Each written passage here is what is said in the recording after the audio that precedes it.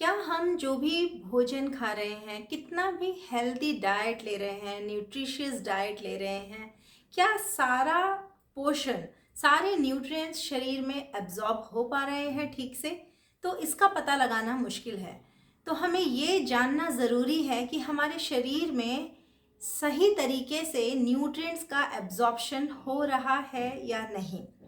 तो इसके लिए बॉडी भी कुछ सिग्नल्स देती है जिसे हम नज़रअंदाज कर देते हैं। तो जैसे कंटिन्यूस थकान बने रहना, शरीर में दर्द रहना, इधर उधर जॉइंट पेन रहना, देन मसल क्रैम्प्स जिसे हम ऐंठन कहते हैं शरीर में, वो होते रहना रेगुलर बेसिस पे।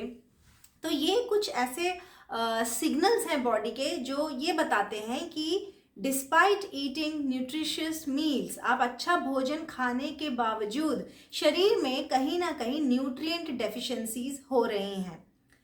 तो इसका मतलब है कि न्यूट्रिएंट ठीक तरीके से एब्जॉर्ब नहीं हो पा रहा। तो इसका कहीं ना कहीं एक कारण ये भी हो सकता है जिसे हम कहते हैं न्यूट्रिएंट मैल एब्जॉर्प्शन।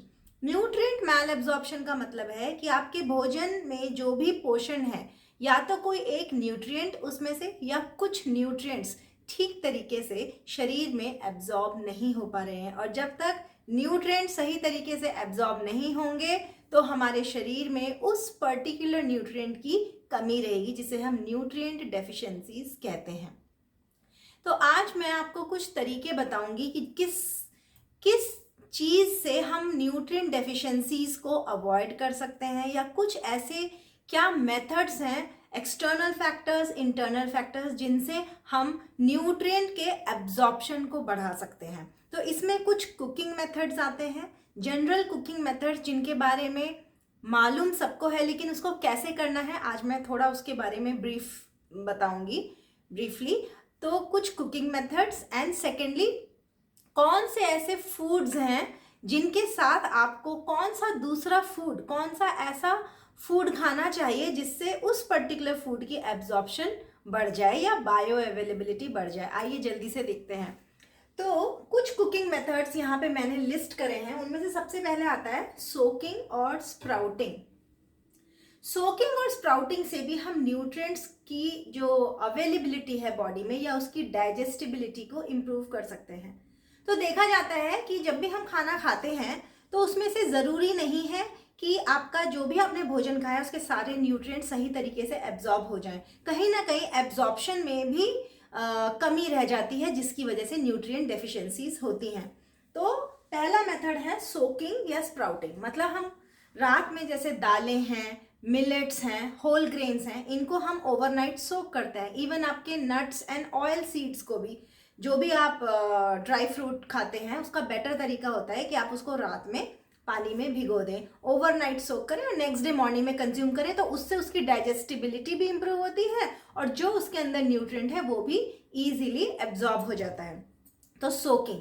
स्प्राउटिंग जिसे जर्मिनेशन भी कहते हैं। तो जैसे आपने स्प्राउट्स, आपके ग्रीन मूंग दाल आपने रात में भिगोई, साथ में कुछ उसके साथ पीनट्स भिगो दिए, काला चना भिगो दिया, इसको ओवरनाइट सोक किया, 10 से 12 घंटे ये सोक्ड रही। सुबह फिर आपने इसको मसलिन क्लॉथ में बांध के, मतलब इसके लिए जो कंडीशंस रिक्वायरमेंट है स्प्राउटिंग के लिए वो वार्मथ और एयर, ऑक्सीजन, तो आपने उसको एक पोटली बना के टांग दिया। वो 1-2 दिन के अंदर, जैसे कुछ चीज़ें मूंग दाल जल्दी स्प्राउट हो जाती है, चना और पीनट एटलीस्ट 2 डेज लेता है। गर्मी जहाँ ज़्यादा है, ह्यूमिडिटी जहाँ ज़्यादा है, वहाँ स्प्राउटिंग जल्दी होगी, और जहाँ मौसम थोड़ा ठंडा रहता है वहाँ स्प्राउटिंग में थोड़ा डिले हो जाता है, तो जिसे हम जर्मिनेशन भी कहते हैं। तो ये बहुत अच्छे मेथड्स हैं सोकिंग एंड स्प्राउटिंग, जिससे हम न्यूट्रिएंट्स की अवेलेबिलिटी को और उसकी डाइजेस्टिबिलिटी को इम्प्रूव कर सकते हैं। नेक्स्ट आता है आपका बेकिंग, रोस्टिंग। तो बेकिंग और रोस्टिंग लगभग सेम ही होता है, बस बेकिंग लो टेम्परेचर कुकिंग है और रोस्टिंग हाई टेम्परेचर कुकिंग है। अब वो आपके फूड पे डिपेंड करता है कि आपका फूड किस तरीके का है। तो डिपेंडिंग ऑन द फूड आपको उसको बेक करना पड़ेगा और डिपेंडिंग ऑन द फूड उसको रोस्ट करना पड़ेगा। तो रोस्टिंग में ऐसे कुछ वेजिटेबल्स आपके रोस्ट किए जाते हैं जो सॉलिड स्ट्रक्चर होता है, जैसे आपका मीट, आपके जितने नॉन वेजिटेरियन सोर्सेज हैं, फूड सोर्सेज, वो सब रोस्ट किए जाते हैं हाई हीट पे, सो दैट वो अंदर से भी प्रॉपरली कुक्ड हो जाए। अगर कोई भी फूड रॉ रह गया या अंडर कुक्ड रह गया तो वो भी आपके लिए, शरीर के लिए नुकसानदायक है। तो उस केसेस में रोस्ट किया जाएगा वो खाना। और कुछ केसेस में जैसे आपके ये ब्रेड और केक्स बेक किए जाते हैं तो उस केस में आपको बेकिंग का इस्तेमाल किया जाता है। तो बेकिंग एंड रोस्टिंग। नेक्स्ट आता है सॉटेइंग। सॉटेइंग में होता है कि बहुत थोड़े से तेल या घी में आपने अपनी सब्जियों को या आपने किसी भी खाने को जब प्रिपेयर कर रहे हैं उसको सॉटे किया हल्के, and that is for a very quick time, मतलब बहुत शॉर्ट इंटरवल के लिए 2-3 मिनट्स का ही सॉटेइंग का प्रोसेस होता है। तो 2-3 मिनट्स बस आपने फटाफट किया, ज़्यादा देर वो भोजन आपका हीट पे नहीं रहना चाहिए। तो सॉटेइंग का कैसे, हम कुछ स्टर फ्राई वेजिटेबल्स होते हैं तो उनको बस 1 चम्मच घी या 1 चम्मच तेल में डाल के हल्का सा सॉटे करके फिर उसको कंज्यूम करते हैं। तो उससे भी न्यूट्रिएंट्स इंटैक्ट रहते हैं, न्यूट्रिएंट्स नष्ट नहीं होते और उनकी अवेलेबिलिटी बॉडी में या अब्जॉर्प्शन जिसे कहें वो बहुत अच्छा हो जाता है। नेक्स्ट आता है ब्लांचिंग। ब्लांचिंग जैसे हम ग्रीन बीन्स, पालक, जो पत्तेदार सब्जियां होती हैं उनको ब्लांच किया जाता है। ब्लांचिंग का मतलब होता है कि बॉइलिंग वाटर में, जैसे सपोज आप पालक को ब्लांच करते हैं, बॉइलिंग वाटर में आपने पालक डाली या ग्रीन बीन्स डाली, कुछ सब्जियां डाली और तो 1-2 मिनट उसमें रहने के बाद तुरंत निकाल के ठंडे पानी में डाल दी, तो उससे उसका टेक्सचर, उसका फ्लेवर, उसका एरोमा, उस फूड का, उसके न्यूट्रिएंट्स इंटैक्ट रहते हैं, नष्ट नहीं होते। और उससे उसकी एंजाइमेटिक एक्टिविटी, हर फूड में कुछ ना कुछ एंजाइम्स प्रेजेंट होते हैं, तो उस एंजाइम की एक्टिविटी को रोक दिया जाता है ताकि फूड को स्टोर किया जा सके इजीली और वो स्पॉयल ना हो, खराब ना हो आपका भोजन। So that is blanching. तो हम ब्लांचिंग करके भी खा सकते हैं। Then comes your shallow frying.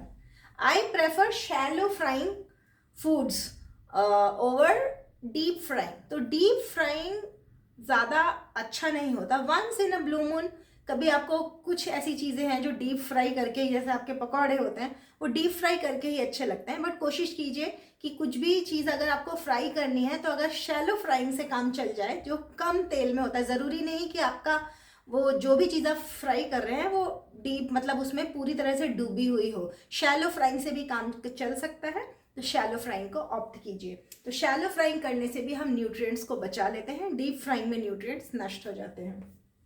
So this was one thing. Then comes very important point, low temperature cooking.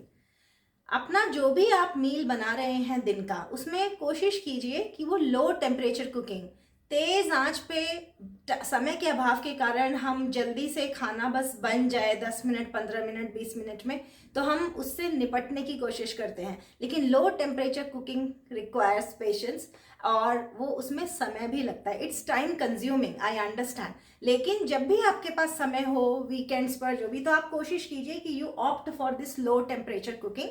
तो हाई हीट से भी कभी कभी जो आपका भोजन होता है उसके अंदर कुछ ऐसे स्ट्रक्चरल चेंजेस हो जाते हैं जो अनडिजायरेबल होते हैं, जो शरीर के लिए अच्छे नहीं हैं। तो हमें कोशिश करनी है कि उसका स्ट्रक्चरल चेंज ना हो ज़्यादा। तो low temperature cooking is best. Then no over cooking. खाने को या कोई सब्जी आप जो बना रहे हैं उसकी ओवर कुकिंग मत कीजिए। सब्जी को बहुत ज़्यादा या मसालों को बहुत ज़्यादा भून देने से भी उसके न्यूट्रिएंट्स नष्ट हो जाते हैं। स्वाद के लिए वो बहुत अच्छा है, लेकिन आप हमेशा अगर अपना सिर्फ स्वाद का ही ध्यान देंगे तो नरिशमेंट बॉडी को मिलेगा नहीं। इसलिए ओवर कुकिंग मत कीजिए, सिर्फ उतनी कुकिंग कीजिए जिसमें सब्जियां टेंडर हो जाएं, गल जाएं और खाने में कचकच भी ना लगे और कच्ची भी ना लगे। एट द सेम टाइम वो प्रॉपरली कुक्ड हो बट हलवा भी ना बन जाए, इसलिए ओवर कुकिंग को अवॉइड कीजिए। Then comes use of cast iron utensils. तो आपको लोहे की चीज़ों में, बर्तन में खाना बनाने की कोशिश करनी चाहिए, खासतौर से वो सब्जियां जिनका आयरन कंटेंट अच्छा होता है। तो लोहे की कढ़ाई, जैसे लोहे के कढ़ाई आपके घर में ज़रूर होनी चाहिए, क्योंकि उससे जो आयरन कंटेंट आपके भोजन में आता है वो आपको खून की कमी से आपको बाहर निकालता है। तो cast iron, specially cast iron, इसके बर्तन थोड़े नॉर्मल बर्तनों से महंगे होते हैं, little bit on a higher side, but अगर ये एक अच्छी इन्वेस्टमेंट है, आप इसमें एक बार पैसा लगा के अपने घर में लेके आइए और हेल्दी कुकिंग का बहुत अच्छा ऑप्शन है। तो cast iron utensils. Then washing prior to cutting vegetables. बहुत हाउस होल्ड से मैंने देखा है कि पहले सब्जियों को काट लेते हैं, चाहे हरी सब्जी हो, पत्तेदार सब्जी हो, पहले काटी जाती है, उसके बाद पानी में भिगो के धोई जाती है।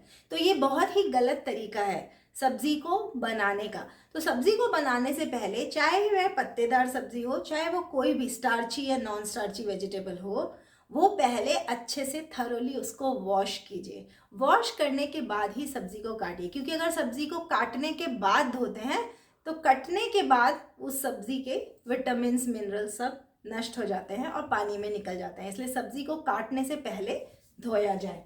तो ये तो कुछ एक्सटर्नल फैक्टर्स थे जिनका हम ध्यान रखें। अगर कुकिंग मेथड्स अगर हम ये वाले अडॉप्ट करते हैं, लो टेम्परेचर कुकिंग, ज़्यादा सब्जी या किसी खाने को भूनना नहीं, मसालों को ज़्यादा भूनना नहीं, ओवर कुकिंग ना करना, कास्ट आयरन यूटेंसिल्स को यूज़ करना, तो ये इन कुकिंग मेथड्स को हम यूज़ करके अपनी न्यूट्रिएंट अवेलेबिलिटी बॉडी के अंदर या न्यूट्रिएंट का एब्जॉर्प्शन इंक्रीज कर सकते हैं। अब मैं आपको बताऊंगी कुछ ऐसे फूड्स जो कॉन्ट्रा इंडिकेटेड हैं, जिनको किसी दूसरे भोजन के साथ नहीं खाना चाहिए, क्योंकि फिर न्यूट्रिएंट्स एब्जॉर्ब नहीं हो पाते। तो इनमें सबसे पहले आता है आपका कैफीन। कैफीन आपके tea, coffee, cocoa beans, chocolates, इन चीज़ों में पाया जाता है। इवन कुछ कोलाज और आपकी सॉफ्ट ड्रिंक्स भी ऐसी होती हैं जिसमें कैफीन प्रेजेंट होता है। Read the label before you buy. तो इनको अगर आप आयरन रिच फूड्स या कैल्शियम रिच फूड्स के साथ अगर आप इन चीज़ों को ले रहे हैं, या अपने इन जनरल किसी भी भोजन के साथ, एक प्रॉपर मील के साथ अगर आप चाय कॉफ़ी पीते हैं साथ में या तुरंत मील के बाद, तो ये बहुत ही गलत प्रैक्टिस है या बहुत ही गलत, जिसको कहते हैं ईटिंग बिहेवियर है। इसमें क्या, आपके भोजन में जो भी आयरन और कैल्शियम अगर प्रेजेंट है तो वो एब्जॉर्ब नहीं होता। चाय कॉफ़ी आपको लेनी भी है तो कम से कम आधे घंटे से 1 घंटे का इंटरवल होना चाहिए आपके किसी भी भोजन के बाद या भोजन लेने से पहले। So this is one thing कि कैफीन को अवॉइड करें अपनी मील्स के साथ। फिर आते हैं आपके आयरन रिच फूड्स। सपोज आपने कोई ऐसा आयरन रिच मील खाया, जैसे आपने कोई non vegetarian protein rich diet खाई है जिसमें आयरन कंटेंट भी बहुत अच्छा है, तो लेकिन जब भी आप प्लांट बेस्ड आयरन खा रहे हैं, जैसे हरी साग सब्जियां खा रहे हैं, तो जो प्लांट बेस्ड आयरन होता है वो आयरन हीम आयरन, जिसे हम नॉन हीम आयरन कहते हैं, वो बॉडी में अच्छे से एब्जॉर्ब नहीं हो पाता। उसकी टेंडेंसी नहीं, 100% एब्जॉर्प्शन नहीं होता है उसका। या आप कह लीजिए आयरन की बायो अवेलेबिलिटी, प्लांट आयरन की बायो अवेलेबिलिटी कम होती है। तो उसको एनहांस करने के लिए साथ में एक विटामिन सी का फूड सोर्स ज़रूर होना चाहिए। तो आप आंवले की चटनी, हरे धनिया की चटनी अपने खाने के साथ, या कोई भी एक विटामिन सी रिच फूड, आप ऑरेंजेस खा सकते हैं और अपनी बेरीज खा सकते हैं, पपाया ले सकते हैं। तो ये आप एक विटामिन सी का सोर्स ज़रूर होना चाहिए आपकी आयरन रिच मील के साथ, क्योंकि विटामिन सी आयरन के एब्जॉर्प्शन में मदद करता है। सो ये एक चीज़ थी। नेक्स्ट आता है आपका कैल्शियम। आप अगर कैल्शियम रिच फूड्स खा रहे हैं, डेयरी प्रोडक्ट्स खा रहे हैं, या हरी साग सब्जियों में भी कैल्शियम बहुत अच्छा होता है, तो कैल्शियम का एब्जॉर्प्शन बढ़ाने के लिए विटामिन डी शरीर में अच्छी मात्रा में होना चाहिए। तो विटामिन डी का कोई सोर्स होना चाहिए। तो विटामिन डी का वैसे तो बेस्ट सोर्स सनशाइन है, बट अगर सनलाइट प्रॉपर नहीं मिलती है या किसी भी कारण की वजह से आपके रीजन में सनशाइन नहीं है इतनी, या आप बाहर नहीं बैठ पा रहे हैं, सन एक्सपोजर नहीं हो पा रहा है, तो आप विटामिन डी को लाइक फूड्स, लाइक आपका एग योक में प्रेजेंट होता है, सी फूड में प्रेजेंट होता है, फैटी फिश में प्रेजेंट होता है, तो इन चीज़ों का कंजम्पशन कर सकते हैं। इनफैक्ट विटामिन डी के सप्लीमेंट्स आते हैं, बट मैं इन जनरल हेल्दी पॉपुलेशन को सप्लीमेंट्स रेकमेंड नहीं करूंगी। सप्लीमेंट्स उन्हीं को लेने चाहिए, सप्लीमेंट्स गलत नहीं होते हैं, लेकिन सप्लीमेंट्स हेल्दी इंडिविजुअल्स अवॉइड करें। अपने डाइट से ही आप न्यूट्रिएंट्स को या विटामिन मिनरल्स की पूर्ति कीजिए शरीर में। सप्लीमेंट्स उन लोगों को लेने चाहिए जिनके अंदर सीवियर डेफिशिएंसी है। माइल्ड टू मॉडरेट डेफिशिएंसी के लोग इजीली सप्लीमेंट्स को स्किप कर सकते हैं, आप अपनी डाइट से उसको ले सकते हैं। लेकिन उन जो भी आप विटामिन मिनरल ले रहे हैं अपने डाइट से, बस उसकी एब्जॉर्प्शन को इंक्रीज करने का सोचिए कि कैसे किया जा सकता है। So this was one thing. Then comes your आपके जो भी ग्रीन लीफी वेजिटेबल्स में आपका विटामिन के होता है। तो जितने भी फैट सॉल्युबल विटामिन है, vitamin A, vitamin D, vitamin E and vitamin के, ये चारों विटामिन जो फैट सॉल्युबल हैं, इनके साथ गुड फैट्स जरूर कंज्यूम कीजिए। तभी आपने कभी सुना भी होगा, आपके घरों में कुछ हाउस होल्ड्स में ये प्रैक्टिस भी होगी कि जब भी साग बनता है या ग्रीन लीफी वेजिटेबल बनती है या पालक की दाल बनती है, कुछ भी बनता है, तो हरे पत्तेदार सब्जी के साथ घी ज़रूर डाल के खाया जाता है, 1 चम्मच देसी घी। तो इसके पीछे साइंटिफिक रीज़न है, क्योंकि देसी घी इज़ अ गुड फैट, और वो गुड फैट उस पत्तेदार सब्जी में प्रेजेंट विटामिन के को एब्जॉर्ब करने में मदद करता है। फिर आते हैं आपके प्रोबायोटिक एंड प्रीबायोटिक। तो प्रोबायोटिक एंड प्रीबायोटिक ये दोनों ही आपकी गट को हेल्दी रखने के लिए, आपका जो गट माइक्रोबायोटा है, माइक्रोबायोम है, उसको हेल्दी रखने के लिए बहुत अच्छा है। क्योंकि अगर गट हेल्दी होगी तभी आपका इंटेस्टिनल एब्जॉर्प्शन, आपकी जो स्मॉल इंटेस्टाइन एब्जॉर्ब करती है न्यूट्रिएंट्स, वो प्रॉपरली फंक्शन करेगी। तो अपनी गट को हेल्दी रखने के लिए प्रोबायोटिक एंड प्रीबायोटिक दोनों खाइए। प्रोबायोटिक में आपके ये कर्ड, बटर मिल्क, इवन आपका केफिर और सावर क्रॉट, ये चीज़ें आपकी प्रोबायोटिक्स होती हैं, तो आप इन्हें रेगुलर बेसिस पे कंज्यूम कीजिए। और प्रीबायोटिक्स में आपके जिंजर, गार्लिक और आपका अनियंस, तो ये प्रीबायोटिक में इनफैक्ट होल ग्रेन्स भी आपके प्रीबायोटिक होते हैं। तो आप प्री एंड प्रो दोनों बायोटिक्स को रेगुलरली कंज्यूम करेंगे तो आपका गट माइक्रोबायोम हेल्दी रहेगा, और गट हेल्दी रहेगी तो एब्जॉर्प्शन, जो भी आप भोजन खा रहे हैं, सिंपल भोजन भी खा रहे हैं, तो उसके न्यूट्रिएंट्स इजीली एब्जॉर्ब हो जाएंगे। आज की वीडियो में हमने देखा कि हम कितना भी अच्छा न्यूट्रिशियस मील खाएं, लेकिन एब्जॉर्प्शन में कहीं ना कहीं प्रॉब्लम है, तो वो न्यूट्रिएंट्स एब्जॉर्ब नहीं हो रहे हैं, वो शरीर को वो इतना अच्छा हेल्दी मील फायदा नहीं दे रहा है। तो अपने न्यूट्रिएंट्स का एब्जॉर्प्शन बढ़ाने के लिए हम क्या क्या कर सकते हैं? कुछ कुकिंग मेथड्स हैं जिनका अगर हम ध्यान रखें, अपनी डेली प्रैक्टिस में लेके आए, तो हम उससे न्यूट्रिएंट्स को बचा सकते हैं फर्स्ट ऑफ ऑल। और न्यूट्रिएंट्स अगर बच गए तब अंदर गए, और उसके बाद हम उसके एब्जॉर्प्शन को कैसे इंक्रीज कर सकते हैं वो हमने देखा कि कौन कौन से फूड्स के साथ कॉन्ट्राइंडिकेटेड फूड्स नहीं लेने हैं, और किन फूड सोर्सेज के साथ दूसरे ऐसे कौन से फूड्स को क्लब किया जाए जिससे उनकी अवेलेबिलिटी इंक्रीज हो जाए। So this was all about nutrient malabsorption today. और धन्यवाद मुझे सुनने के लिए। मैं दोबारा आपसे मिलूंगी एक नई वीडियो में। धन्यवाद।